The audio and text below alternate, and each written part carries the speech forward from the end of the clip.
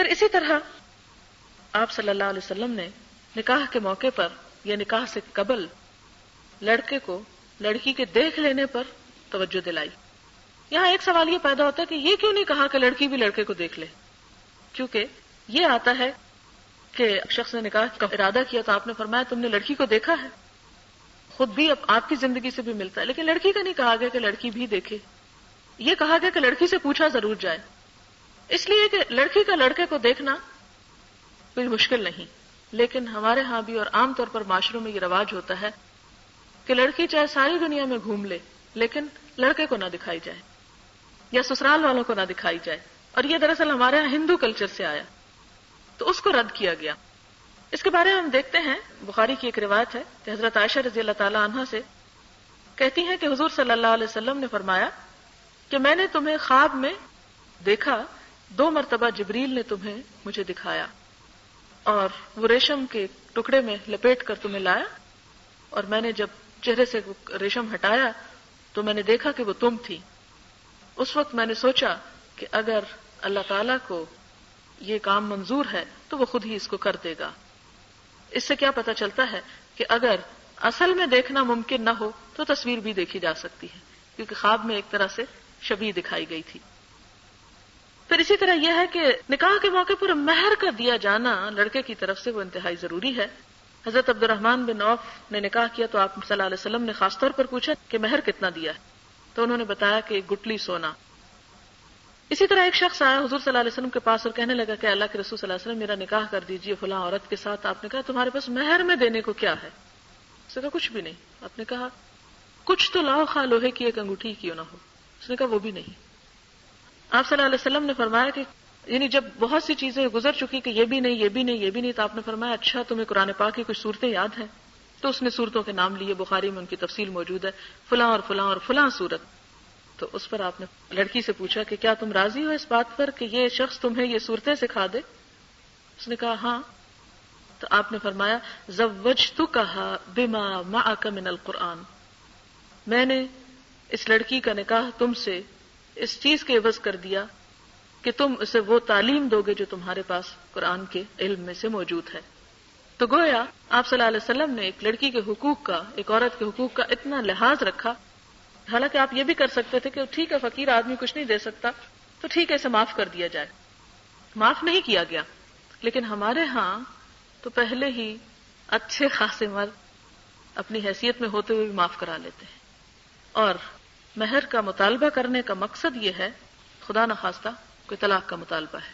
حالانکہ قرآن پاک میں اللہ تعالیٰ فرماتے ہیں وَآتُوا النِّسَاءَ صَدُقَاتِهِنَّ نِحْلَةً کہ تم عورتوں کو ان کے مہر خوش دلی سے ادا کرو، اسے بوجھ سمجھ کر ادا نہیں کرو بلکہ دل کی خوشی سے دو، کیونکہ یہ اس کا ایک حق ہے.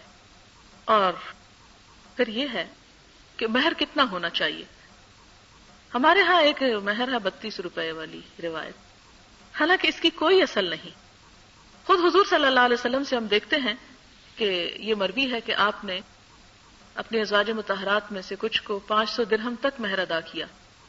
حضرت خدیجہ کے بارے میں تو یہ بھی ملتا ہے کہ انہوں نے 20 اونٹ بھی ان کو دیے، کیونکہ اس وقت آپ تجارت کرتے تھے، آپ مالدار تھے جب آپ سے نکاح ہوا ان کا. اور کسی کو بھی آپ نے کوئی 32 روپے مہر نہیں دیا، اور نہ ہی آپ نے کہیں 32 روپے دینے کا کوئی حکم دیا. یہ ہمارے ہاں ایک شرعی مہر کی اصطلاح ہے، حالانکہ شریعت سے اس کا کوئی تعلق نہیں، اور شریعت سے بلا وجہ منسوب کر لی گئی ہے. اس میں بنیادی طور پر 2 چیزیں دیکھی جاتی ہیں. نمبر 1 لڑکے کی حیثیت، وسعت والا اپنی وسعت کے مطابق دے اور تنگ دست اپنی وسعت کے مطابق. اور دوسری بات یہ کہ دیکھا یہ جائے گا کہ اس خاندان کی لڑکیوں کو کتنا کتنا مہر ملا ہے. یعنی اسے اگر اور کوئی ایسی چیز موجود نہ تو مہر مثلا شادی کے نکاح کے موقع پہ مہر طے نہیں ہوا بعد میں کرنا ہو تو اس موقع پہ جھگڑا کرنے کی بجائے یہ دیکھا جائے گا کہ یہ لڑکی جس خاندان کی ہے اس کی بہنوں کو یا اس کی خالہ یا پھپھی یا ان لوگوں کو کتنا کتنا مہر دیا گیا، تو اتنی ہی تقریباً مقدار اس کو دی جائے گی. تو یہ 2 چیزیں اس میں ضروری ہوتی ہیں سامنے رکھنا. پھر اسی طرح یہ ہے کہ نہ ادا کرنے کی نیت کے بارے میں بڑے شدید لفظ استعمال کیے گئے کہ وہ شخص جو نکاح کرتا ہے اور مہر دینے کی نیت نہیں رکھتا گویا وہ زنا کرتا ہے. یعنی اس کا نکاح ویلڈ ہی نہیں. لیکن ہمارے ہاں آپ دیکھیں کہ عورتوں کے ساتھ کتنی زیادتی ہوتی ہے کہ بڑے بڑے مہر بعض اوقات مقرر کر لیے جاتے ہیں لیکن دینے کی نیت ہی نہیں ہوتی. یہ ہے کہ انسان کو نیت تو رکھنی چاہیے کہ دیا جائے گا. اس کے بعد یہ کہ اگر حالات یا اسباب یا کوئی چیز جو مہر میں رکھی گئی وہ ایسی ہی نہیں کہ فوری اٹھا کے دے دی جائے تو وہ اور بات ہے. لیکن یہ نیت نہیں ہونی چاہیے کہ عورت کو دیا نہ جائے. ایک اور صورت یہ بھی ہے کہ پہلے دے دیا جاتا ہے پھر عورت سے چھین لیا جاتا ہے. ہمارے ہاں تو یہاں تک بھی ظلم ہوتا ہے کہ لڑکی بیچاری اپنے والدین کے گھر سے جو کچھ لے کر آتی ہے اسے بھی چھین لیا جاتا ہے اور اسے مجبور کیا جاتا ہے بعض اوقات کہ وہ جو کچھ لائی ہے پہلے وہ شوہر کے نام کرائے تو پھر اسے بسایا جائے گا. یہ انتہائی بدترین قسم کا استحصال ہے جو خواتین کے ساتھ ہمارے معاشرے میں کیا جاتا ہے. اور پھر افسوس کے ساتھ یہ کہنا پڑتا ہے کہ اس میں خود عورتیں شریک ہوتی. تو اس چیز کو یعنی دیکھیں کہ بار بار اللہ تعالیٰ نے نکاح کے خطبے میں اتقوا اللہ اتقوا اللہ اتقوا اللہ، اللہ سے ڈرو اللہ سے ڈرو اللہ سے ڈرو. کس لیے کہا؟ اسی لیے کہا کہ اس کو جان دینی ہے، اسے حساب دینا ہے. اگر تم کسی پر بھی زیادتی کرو گے، کیونکہ دونوں میں لڑکی بیچاری ذرا کمزور ہوتی ہے، اسے اپنے مستقبل کا خوف ہوتا ہے کہ اگر میں نہیں مانوں گی تو پھر میرا کیا ہوگا، تو وہ اس دباؤ میں آ کے اپنے ہر حق سے دستبردار ہوتی چلی جاتی. تو یہ ظلم روا رکھنا جو ہے، اس کے بارے میں آپ کو معلوم ہوگا کہ حضور صلی اللہ علیہ وسلم نے اپنے دنیا سے رخصتی سے چند لمحے پہلے بھی یہی کہا تھا، عورتوں اور غلاموں کے بارے میں اللہ سے ڈرنا. یہ کمزور چیزیں، ان کے اوپر زیادتی نہ کرنا، ان کے حقوق مت چھیننا.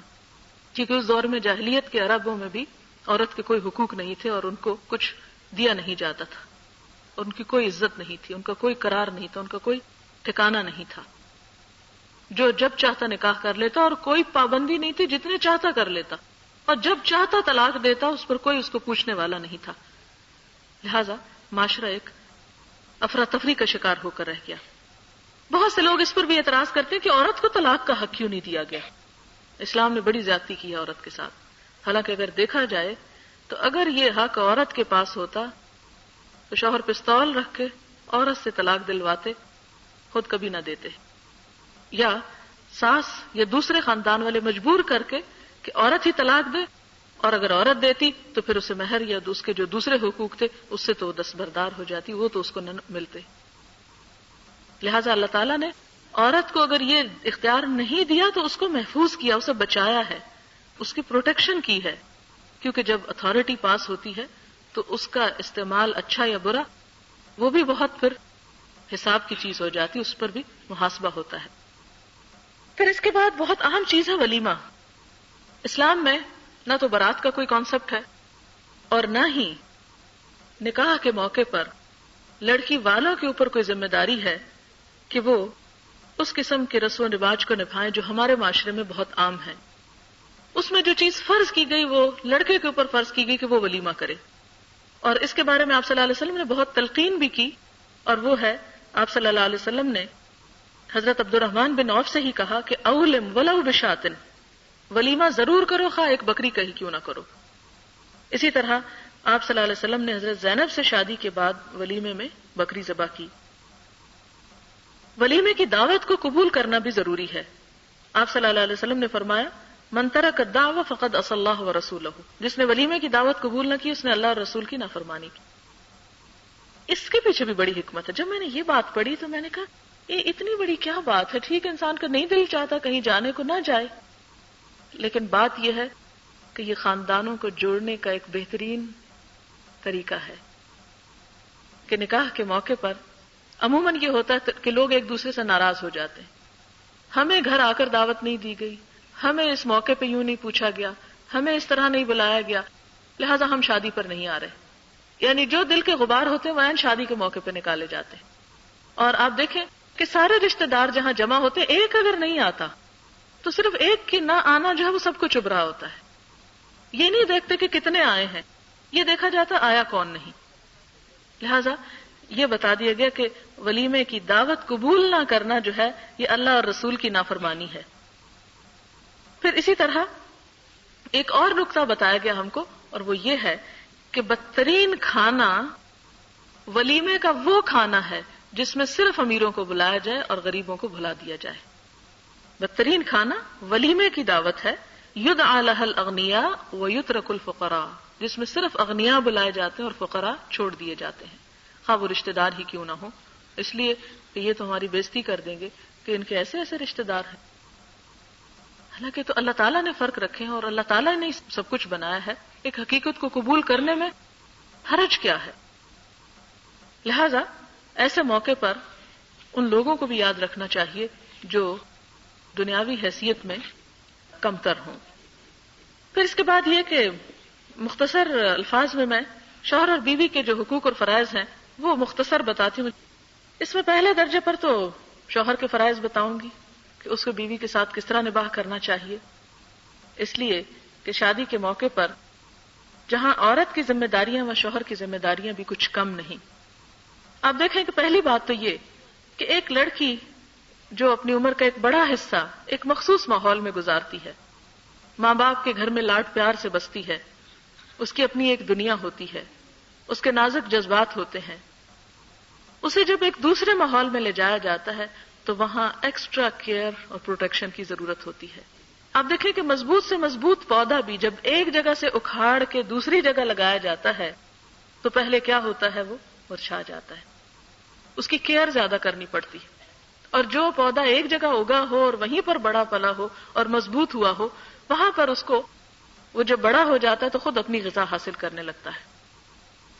اسی طرح وہ بچی جو اپنے والدین کے گھر سے ایک طرح سے اٹھا کر اکھاڑ کر دوسری جگہ بھیجی جاتی ہے یا رکھی جاتی ہے، اس کی بہت زیادہ نگہداشت، احساس اس کے جذبات اور اس کے خیالات کا لحاظ رکھنے کی بھی ضرورت ہوتی ہے. پھر جب آہستہ آہستہ اس ماحول میں ایڈجسٹ ہو جاتی، آتے ہی پہلے ہی دن اس سے بہت سے تقاضے نہیں کر لینے چاہیے، اور پہلے ہی دن یہ نہیں دیکھنا چاہیے کہ اس کو کیا کیا کیا آتا ہے. اس کے ایک ایک قدم کا جائزہ، اس کی چیز کے اٹھانے رکھنے، بول چال، لین دین، ہر چیز کا ایک کڑا امتحان شروع ہو جاتا ہے. ایک ایک چھلنی میں اس کو چھانا جاتا ہے کہ اس کو کیا نہیں آتا، اور اس کی خوبیوں کو نظر انداز کر کے صرف خامیوں کو اچھالا جاتا ہے. لہذا ایسے موقع پر بڑے صبر و تحمل کی ضرورت ہوتی ہے. اور وہ خواتین جو خاص طور پر اس اسٹیج پر ہوں کہ ان کے گھر میں نئی دلہنیں آ چکی ہوں یا آنے والی ہوں، وہ اس نقطے کو اگر ذہن میں رکھ لیں اور اس پودے والی مثال کو سمجھ لیں تو بہت سے مسائل حل ہو سکتے ہیں. اور پھر اس کے بعد جب ایک لڑکی دوسرے ماحول میں آ جاتی ہے تو اسے اس بات کی قدر کرنی چاہیے کہ اب میرے کھانے پینے، میری صحت، میری تندرستی، میری تعلیم، میری ہر ضرورت یہاں سے پوری ہو رہی ہے اور میں اسی گھر کی وفادار نہ ہوں. لہذا بہت ضروری ہے کہ لڑکی جانے والی یعنی اس گھر کی بہو جو ہے وہ اپنے گھر والوں کے ساتھ بہترین سلوک کرے. پھر اس کے بعد آپ دیکھیں کہ شوہر کے لیے نہایت ضروری ہے کہ وہ خوشگمانی کا ثبوت دے. اپنی بیوی کے بارے میں ابتدا اچھے گمان سے کرے، بدگمانی سے نہ کرے. قرآن پاک میں اللہ تعالیٰ کا ارشاد ہے وَعَاشِرُوهُنَّ بِالْمَعْرُوفِ، ان کے ساتھ بھلے طریقے سے زندگی بسر کرو، معروف طریقے سے. اور معروف کب معروف ہوتا ہے؟ جب گمان اچھا ہو. آپ دیکھیں کہ آپ زیادہ عرصے تک کسی کے ساتھ اچھا معاملہ نہیں کر سکتے اگر آپ کے دل میں کوئی بغض یا کوئی میل یا کوئی نیت کی خرابی موجود ہو، تو بہت جلدی کھلنے لگتی ہے. لہذا اگر کوئی کمی بیشی، کوئی کمزوری یا کوئی چھوٹی موٹی چیز نظر بھی آ جاتی ہے، بیوی کی طرف سے اگر کوئی تلخی ترشی بھی ہو جاتی ہے، تو اس موقع پر صلح و صفائی کے ساتھ رہا جائے. تو قرآن پاک میں اللہ تعالیٰ کا ارشاد ہے وَالصُّلْحُ خَيْرٌ، صلح سب سے اچھی چیز ہے. اور مومن مردوں کو یہ ہدایت کی گئی کہ اگر بیوی کے اندر کوئی کمی موجود بھی پاتے ہو اور تمہارا دل اس پر مطمئن نہیں بھی تو بھی گزارا کرنے کی کوشش کرو. فَإِن كَرِهْتُمُوهُنَّ، اگر تم انہیں ناپسند بھی کرتے ہو کوئی چیز بھی، یعنی انسانوں کے طبیعت اور انسانوں کے مزاج اور نفسیات بڑی عجیب چیز ہے کہ بعض اوقات انسان کے لیے چھوٹی سی چیز ناقابل برداشت ہو جاتی. آپ نے اخبار میں پڑھا ہوگا کئی دفعہ ایسے واقعات کہ بیوی نے شوہر کو صرف اس کے خراٹوں کی وجہ سے سوتے میں مار دیا. یعنی چھوٹی چھوٹی چیزیں کہ جو انسان کے لیے ناقابل برداشت ہو جاتی، یا شوہر کو بیوی کے اندر چھوٹی چھوٹی چیزیں جو ہیں وہ ناقابل برداشت ہو جاتی. فرمایا کہ اگر تمہیں ان کے اندر کوئی خرابی محسوس بھی ہوتی ہے، کرہتموہن کا لفظ آیا، کراہت محسوس کرتے ہو کسی چیز سے، فعسیٰ ان تکرہوا شیئا، وَيَجْعَلَ اللَّهُ فِيهِ خَيْرًا كَثِيرًا، تو ہو سکتا ہے کہ تم ایک چیز کو بڑے ہی ناپسند کرتے ہو اور وہاں اللہ تعالیٰ تمہارے لیے کوئی بہتری پیدا کر دے. ہو سکتا ہے اسی بیوی سے تمہیں اللہ تعالیٰ ایسی اولاد دے دے کہ جو تمہاری نسلوں کو سنوارنے کا سبب ہو جائے اور تمہاری عاقبت اس سے سنور جائے. لہٰذا چھوٹی موٹی چیزوں پہ تنک مزاج نہیں ہونا چاہیے، انہیں گوارا کر لینا چاہیے. اور آپ صلی اللہ علیہ وسلم نے واضح الفاظ میں فرمایا کوئی مومن اپنی مومن بیوی سے نفرت نہ کرے. مردوں کو حکم دیا گیا اگر بیوی کی کوئی عادت اس کو ناپسند ہے تو ہو سکتا ہے دوسری کوئی عادت پسند بھی آ جائے، لہذا کیا کرے؟ برائیوں اور کمیوں کو اگنور کرتے ہوئے خوبیوں پر نظر رکھے. اور اگر یہ اصول عام زندگی میں بھی ہم رکھیں کہ جن لوگوں کے ساتھ بھی ہمارا میل جول ہے ان کی کمی کوتاہی کو صرف نظر کر کے ان کی خوبیوں اور اچھائیوں کو تلاش کریں اور ان پہ نظر رکھیں تو آپ دیکھیں گے آپ کی اپنی زندگی بہت خوشگوار ہو جائے گی. لیکن ہماری چونکہ منفی سوچ ہوتی ہے، ہم لوگوں کی اچھائیوں کو اچھائی سمجھتے ہی نہیں، ان کی صرف برائیوں کو چن چن کے رکھتے ہیں. نتیجہ کیا نکلتا ہے کہ انسان اپنے آپ کو کڑھن اور جلن میں مبتلا کر کے اپنی زندگی کو جہنم بنا لیتا ہے. اس لیے کہ اگر انسان اپنے گریبان میں جھانکے تو اپنے اندر بے شمار برائیاں وہ ڈھونڈ لے گا، لیکن چونکہ جھانکتے نہیں نا اس لیے نظر نہیں آتی. تو ہونا یہ چاہیے کہ اگر انسان کو کسی کی کوئی بات بری لگ رہی ہو تو سوچے میرے اندر تو کوئی برائی نہیں، کیا میں پرفیکٹ ہوں؟ اگر میں پرفیکٹ نہیں ہوں، میرے اندر بھی کمی ہے، میرے اندر بھی برائی ہے جو دوسرے کو تکلیف دے سکتی ہے، تو دوسرے کی تکلیف دہ چیز جو ہے مجھے بھی درگزر کر جانی چاہیے، نظر انداز کر دینی چاہیے. پھر اسی طرح دوسری بات یہ ہے کہ عفو درگزر کے معاملے میں اللہ تعالیٰ یہاں تک فرماتے ہیں کہ یا ایھا الذین آمنوا ان من ازواجکم و اولادکم عدو لکم، کہ اے اہل ایمان تمہاری اولاد یا بیویوں میں سے یا شوہر تمہارے دشمن بھی ہو سکتے ہیں. اگر وہ دشمنی کی حد تک بھی تمہارے ساتھ برے ہوں تو کیا کرو؟ فاحذروہم، بس محتاط رہو، وان تعفوا وتصفحوا، پھر بھی معاف کر دو، درگزر کر دو. یعنی اگر معاملہ شدید نوعیت کا بھی ہو تو بھی کیا سکھایا گیا؟ تعفوا وتصفحوا. عفو کہتے ہیں معاف کر دینے، تصفحوا صفح کہتے ہیں کہ ایسا معاف کرنا کہ جس کے بعد کوئی اثر ہی باقی نہ بچے، یعنی کوئی دل پہ داغ ہی نہ رہے، بالکل صاف کر دینا، اپنے دل کو بھی پاک کر دینا. پھر اس کے بعد فرمایا کہ وَتَغْفِرُوا فَإِنَّ اللَّهَ غَفُورٌ رَحِيمٌ، ان کی خطائیں بخش دو، معاف کر دو ان کو. اور آپ ایک بات یاد رکھیں، عموماً یہ ہوتا ہے کہ میاں بیوی کٹ پٹ ہو جاتی ہے، ایک دوسرے سے کوئی قصور کوتاہی ہو جاتی، پھر اگر کہ معافی مانگ لو، نہیں اس سے تو کبھی معافی نہیں مانگو. اور معافی مانگنے کو اپنی انا کے خلاف سمجھا جاتا ہے، حالانکہ معافی مانگ لینا سب سے بڑی خوبی. اور جو معافی مانگنے میں پہل کرتا ہے، جو منانے میں پہل کرتا ہے، وہ سارا اجر سمیٹ جاتا ہے. اس لیے غلطی نہ بھی ہو تو آگے بڑھ کے معافی مانگ لی جائے، اور اس سے آپ دیکھیں گے تعلقات بہت خوشگوار ہو جائیں گے. اور کس لیے معافی؟ اللہ کی خاطر، اللہ جزا دے گا اس کی. اور پھر بہت سے معاملات بگڑنے سے بچ جاتے ہیں. لیکن اگر انسان صرف اس بات کے انتظار میں رہے کہ دوسرا ہی منائے تو بعض اوقات ایسا بھی ہو جاتا ہے کہ پھر وہ دن آتا ہی نہیں، اور چھوٹی سی غلطی انسان کے لیے ساری زندگی کے حسرت کا سبب بن جاتی. تو آپ دیکھیں اللہ تعالیٰ فرماتے کہ مومنو تمہاری بعض بیویاں یا ازواج کا لفظ چونکہ شوہر کے لیے بھی استعمال ہوتا ہے، اور شوہر اور بعض تمہاری اولاد تمہاری دشمن ہو سکتی ہے، سو ان سے بچتے رہو. اور اگر تم عفو درگزر اور چشم پوشی سے کام لو، انہیں معاف کرتے چلے جاؤ، تو یقین رکھو خدا بہت ہی زیادہ رحم کرنے والا ہے. یعنی کیا تم نہیں چاہتے کہ اللہ تعالیٰ تمہیں بخش دے؟ تو ان کی کوتاہیوں کو معاف کر دو. اسی طرح یہ ہے کہ خوش اخلاقی جو عموماً انسان گھر میں بھول جاتا ہے، اس کی طرف توجہ دلائی گئی کہ میاں بیوی کے رشتے کے درمیان بہترین خوش اخلاقی کا مظاہرہ ہونا چاہیے. حضور صلی اللہ علیہ وسلم نے فرمایا کامل ایمان والے مومن وہ ہیں جو اپنے اخلاق میں سب سے اچھے ہوں، اور تم میں سب سے اچھے لوگ وہ ہیں جو اپنی بیویوں کے حق میں سب سے اچھے ہوں. یعنی سب سے اچھا یعنی با اخلاق اللہ تعالیٰ کی نظر میں وہ ہے جو اپنی بیوی کے ساتھ با اخلاق. یہ مردوں کو کہا جا رہا ہے، افسوس کہ وہ تو سن نہیں رہے، لیکن یعنی صرف یہ احساس دلانا چاہتی ہوں کہ اللہ تعالیٰ نے آپ کی خوب پروٹیکشن کی ہے، بہت کچھ دیا ہے آپ کو، لیکن پھر بھی مسلمان عورت کہتی ہے مجھے تو اسلام نے کچھ دیا ہی نہیں، ہمیں تو کوئی حقوق ہی نہیں ملے. اور آپ صلی اللہ علیہ وسلم نے ایک موقع پہ یہ بھی فرمایا خیرکم خیر لأہلہ وأنا خیرکم لأہلی، تم میں سب سے اچھا وہ جو اپنی بیوی کے حق میں اچھا، اپنے گھر والوں کے حق میں اچھا، اور لوگوں دیکھو میں تم سب میں اپنے گھر والوں کے لیے سب سے اچھا ہوں۔ یعنی انسان کی اصل اچھائی کیا ہے کہ اپنے گھر والوں کے لیے اچھا ہو۔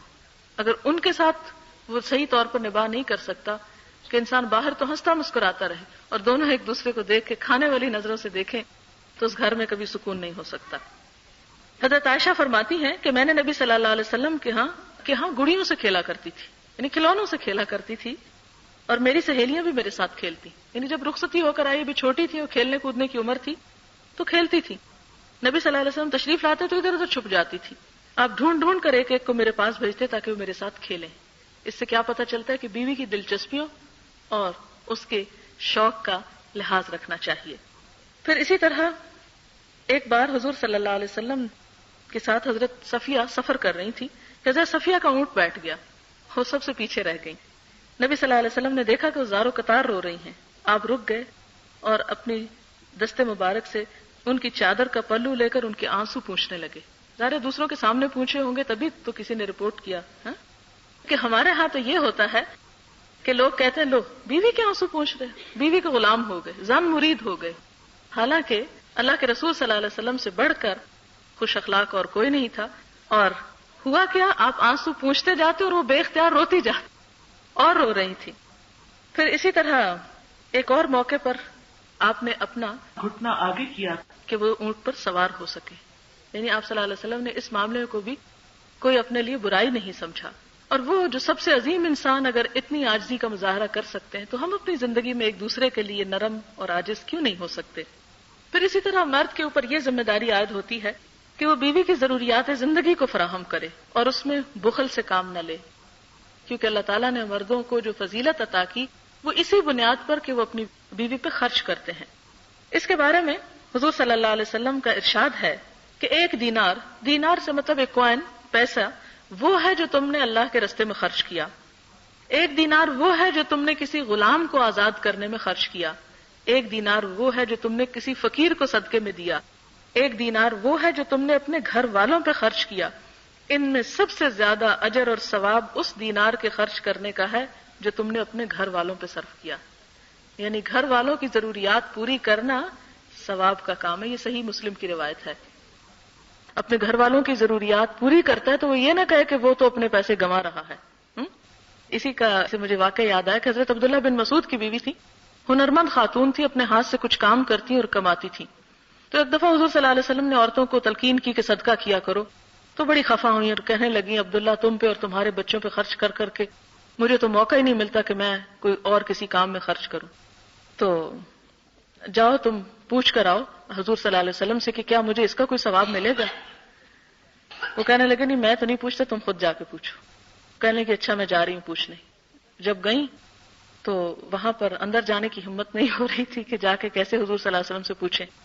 اتنے میں حضرت بلال نظر آئے کہ وہ جا رہے ہیں آپ صلی اللہ علیہ وسلم کے پاس، تو ان سے کہتی ہیں کہ تم حضور صلی اللہ علیہ وسلم سے پوچھ کر آؤ کہ کیا اگر عورت اپنے مال کو اپنے شوہر اور اس کے بچوں پہ خرچ کرے تو اس پر کوئی ثواب ملے گا اس کو، اور میرا نام نہ بتانا۔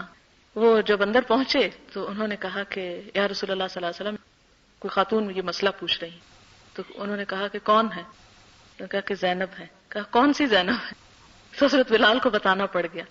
اب یہ کہ انہوں نے تو کہا تھا مت بتانا، لیکن دوسری طرف جب اللہ کے رسول صلی اللہ علیہ وسلم نے پوچھا تو وہ چھپا نہ سکے، تو آپ نے فرمایا جاؤ اس کو بتا دو کہ وہ سب اس کے لیے صدقہ ہے، یعنی بیوی اپنی کمائی میں سے، اپنے مال میں سے جو کچھ بچوں یا شوہر پہ خرچ کرتی ہے اس پر اجر اور ثواب کی مستحق ہوتی۔ دنیا میں تو اسے کچھ نہیں ملتا، دنیا میں تو ایک طرح سے وہ لوز کر رہی ہے، لیکن اللہ تعالیٰ کے ہاں اس کا بہترین اجر اور ثواب ہے، کیونکہ اس پہ فرض نہیں ہے خرچ کرنا، وہ دل کی خوشی سے کر رہی ہے۔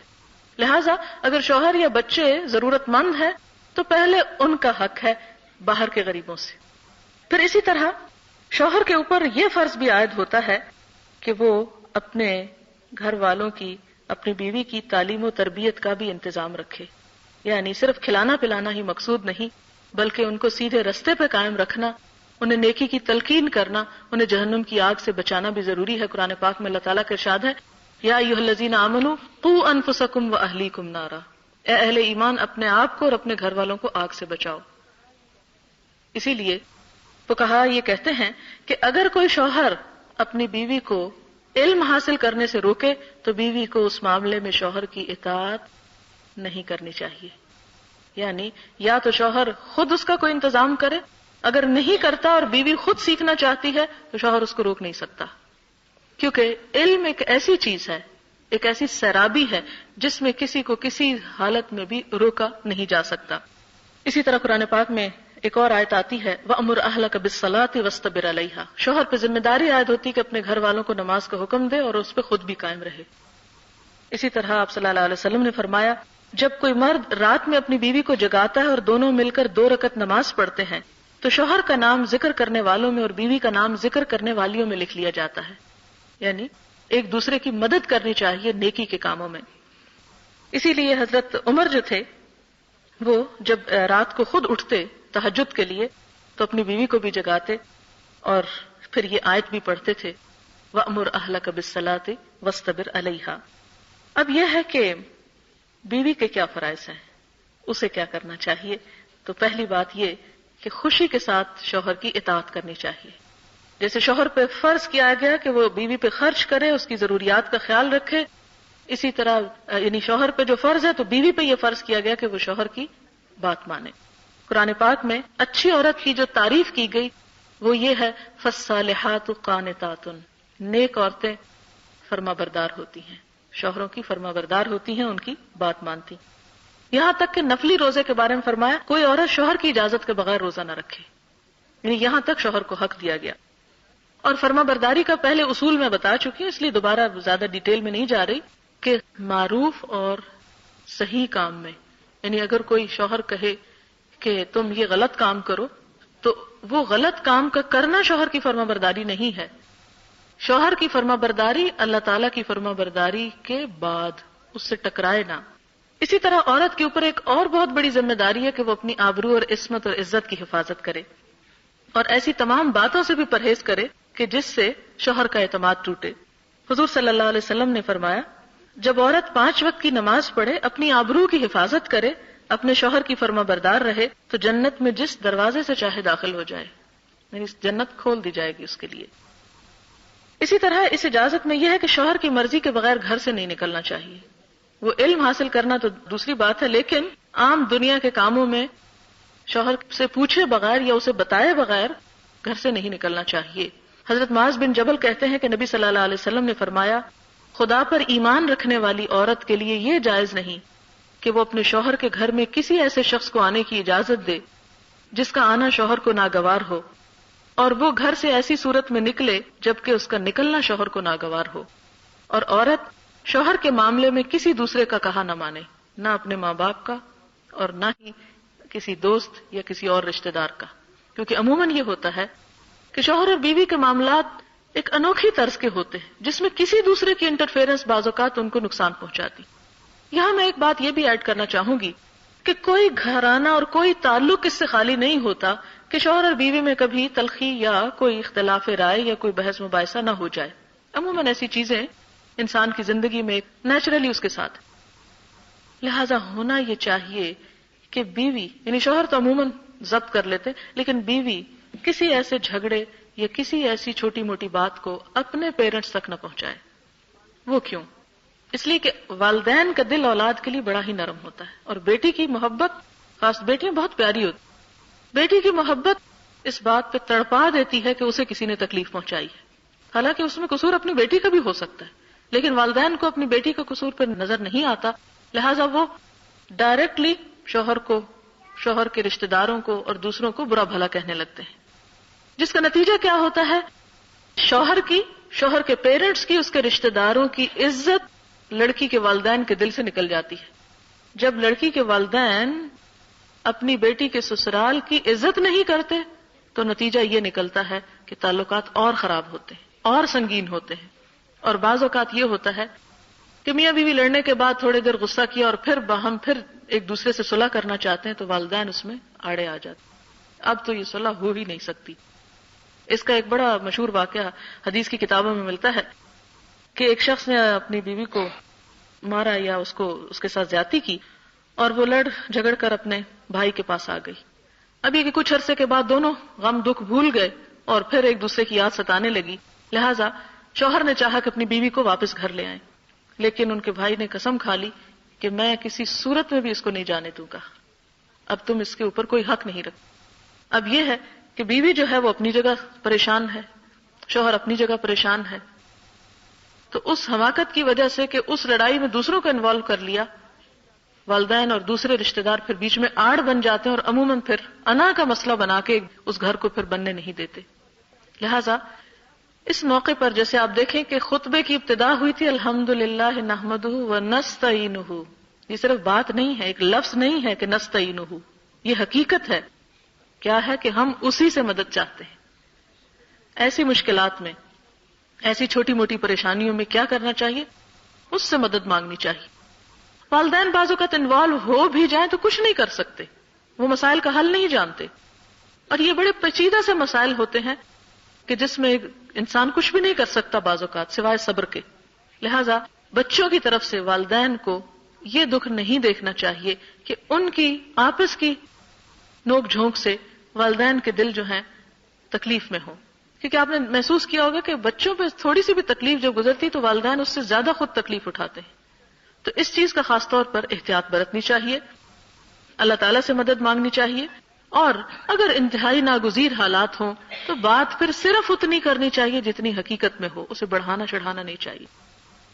بعض اوقات انسان اپنے آپ کو سچا ظاہر کرنے کے لیے جھوٹ اور فریب اور دھوکے کا سہارا لیتا ہے اور دوسرے پر ناروا الزام لگاتا ہے، جس کا پھر سزا دنیا میں بھی انسان کو ملتی ہے، تو وہ ناروا الزام نہیں لگانے چاہیے۔ پھر اس کے بعد یہ ہے کہ اپنے انداز، اپنے اخلاق اور کردار اور اپنے طرز عمل سے شوہر کو خوش رکھنے کی کوشش کرنی چاہیے۔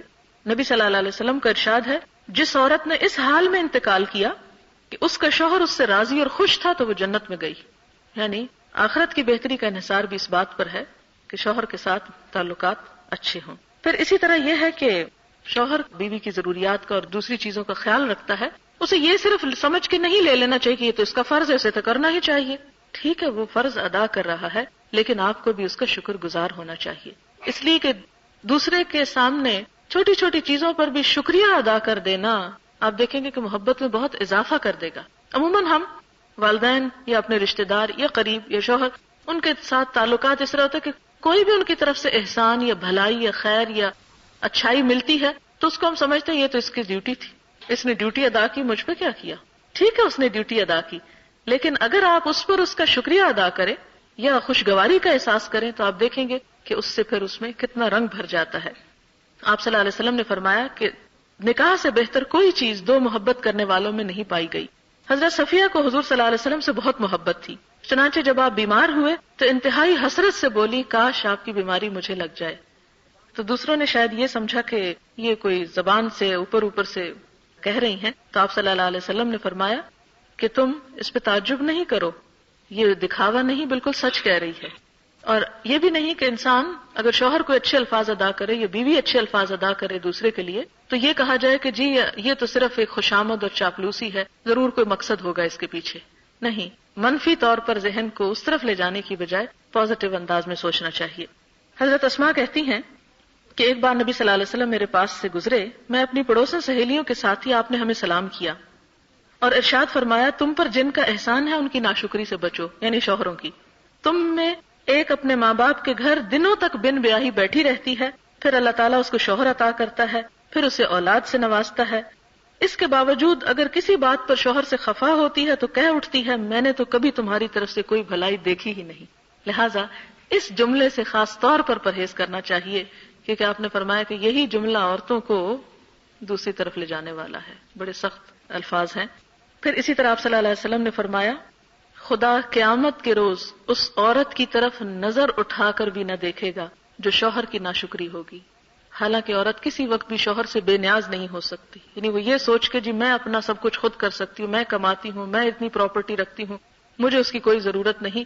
فرمایا نہیں، اس کی ناشکری نہ کرو۔ پھر اسی طرح آپ صلی اللہ علیہ وسلم اور ازواج مطہرات کا طریقہ کار، باہم تعلقات کس طرح کے تھے؟ حضرت عائشہ اپنے ہاتھ سے نبی صلی اللہ علیہ وسلم کے کپڑے دھوتی، یعنی خوشی سے، اگرچہ عورت کے اوپر قانونی ذمہ داری نہیں ہے لیکن اگر عورت یہ کام کرتی ہے تو اجر کی مستحق ہے. آپ کے سر میں تیل لگاتی، کنگھی کرتی، خوشبو لگاتی. اور یہی حال دوسری صحابی خواتین کا بھی تھا کہ وہ اپنے شوہروں کے ساتھ بہت اچھا معاملہ کرتی. ایک بار آپ صلی اللہ علیہ وسلم نے یہاں تک بھی فرمایا کہ اگر انسان کو کسی اور کے لیے سجدہ کرنے کی اجازت ہوتی تو عورت کو حکم دیا جاتا کہ وہ شوہر کے لیے کرے، لیکن ایسی اجازت نہیں ہے. پھر اسی طرح بیوی پر ایک اور فرض یہ عائد ہوتا ہے کہ شوہر کے مال اور اس کے گھر اور اس کی ان تمام چیزوں کو حفاظت سے رکھے، انہیں ضائع ہونے سے بچائے. کیونکہ شوہر تو جو کچھ کماتا ہے گھر میں لا کے ڈال دیتا ہے. اب بیوی کا فرض بنتا ہے کہ ان چیزوں کی حفاظت کرے. اگر وہ کرتی ہے تو اللہ تعالیٰ کے یہاں اجر و ثواب کی مستحق ہوگی. آپ صلی اللہ علیہ وسلم نے قریش کی عورتوں کی تعریف کرتے ہوئے فرمایا، قریش کی عورتیں کیا ہی خوب عورتیں ہیں، بچوں پہ نہایت مہربان ہیں اور شوہر کے گھر بار کی انتہائی حفاظت کرنے والی ہیں. بخاری کی روایت ہے. نبی صلی اللہ علیہ وسلم نے نیک بیوی کی خوبیاں بیان کرتے ہوئے فرمایا، مومن کے لیے خوف خدا کے بعد یعنی تقوی کے بعد سب سے زیادہ مفید اور باعث خیر نعمت نیک بیوی ہے کہ جب وہ اس سے کسی کام کو کہے تو خوش دلی سے انجام دے، اور جب وہ اس پہ نگاہ ڈالے تو اس کو خوش کر دے، اور جب وہ اس کے بھروسے پر قسم کھا بیٹھے تو اس کی قسم پوری کر دے. یعنی باہر اگر کوئی وعدہ کر آیا ہے کسی کے ساتھ کچھ لین دین کرنے کا اور گھر میں آ کے بیوی کو بتایا تو وہ بیچ میں شور مچا دے کہ یہ تم نے کیسے کر لیا. نہیں، اس کے عہد کو اپنا سمجھے اور اس میں اس کے ساتھ تعاون کرے. اور اسی ضمن میں ایک بات یہ ہے کہ عموماً جیسے بعض اوقات شوہر بہت شارٹ نوٹس پر دوستوں کو لے کے آ جاتے ہیں تو اس موقع پر شور مچانے کی بجائے یا بد مزاجی کا مظاہرہ کرنے کی بجائے اس معاملے کو نبھایا جائے. اور ایک عورت کے اندر اتنا سگھڑاپا یا اتنی دل کی وسعت اور گنجائش ہونی چاہیے کہ وہ شوہر کے مہمانوں کو یا اس کے دوستوں کو اپنے لیے ایک مصیبت یا وبال نہ سمجھے. پھر اسی طرح یہ ہے کہ آپ صلی اللہ علیہ وسلم نے فرمایا کہ جب شوہر کہیں چلا جائے تو اس کے پیچھے اپنی عزت اور آبرو کی حفاظت کرے اور شوہر کے مال اور اسباب کی نگرانی میں شوہر کی خیرخواہ اور وفادار رہے. یعنی اس کا مال نکال کے ایسے ہی ضائع نہ کرے. اور ان سب باتوں میں یہ کہ یہ جتنی بھی احادیث میں نے پڑھ کر سنائی، ہو سکتا ہے ان میں سے بعض چیزیں ہمارے نفس پہ بڑی بھاری ہوں کہ یہ نہیں ہم کر سکتے، لیکن یاد رکھیں کہ ہم کو بھی اللہ نے بنایا نا، ہمارے مزاج بھی اللہ نے بنایا، عورت کو بھی اللہ نے بنایا، مرد کو بھی. عورت کی نفسیات بھی رب سمجھتا ہے، مرد کی بھی سمجھتا ہے. دونوں کو کچھ چیزوں میں پابند کیا. انہی پابندیوں میں خوشی ہے، انہی پابندیوں میں انسان کے لیے راحت ہے. جیسے مثلا ایک شخص جاب کرتا ہے تو پابند ہو جاتا ہے نا، لیکن اسی پابندی میں اس کے لیے پے ہے. اگر وہ اوقات کی پابندی نہیں کرتا تو وہ کچھ کما ہی نہیں سکتا. تو ایسے ہی اللہ کے ہاں اگر ہم اجر اور انعام چاہتے ہیں اور دنیا کی ازدواجی زندگی کو خوشگوار کرنا چاہتے ہیں تو کچھ پابندیوں کو سہنا ہوگا. دعا کر لیتے ہیں. سبحان اللہ والحمد للہ ولا الہ الا اللہ واللہ اکبر ولا حول ولا قوة الا باللہ العلی العظیم.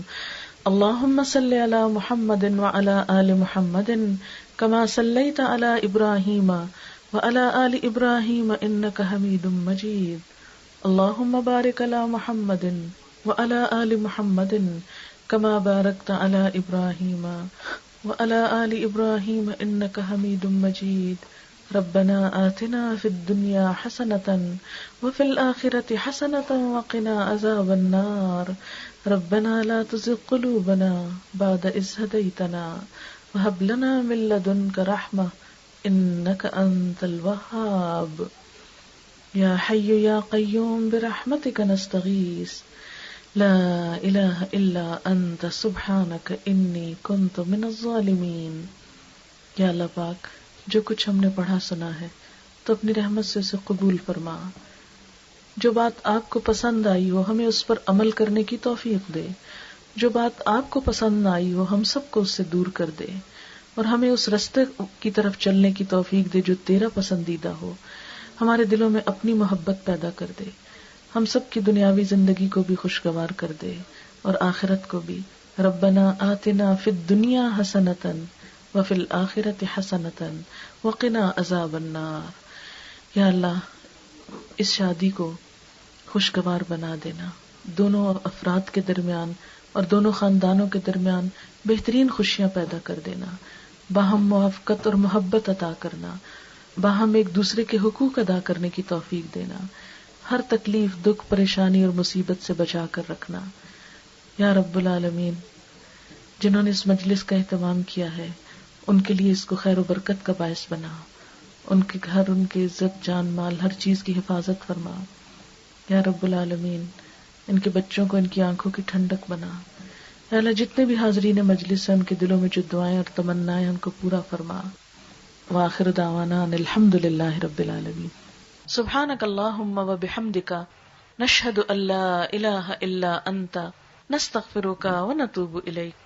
السلام علیکم و رحمۃ اللہ وبرکاتہ.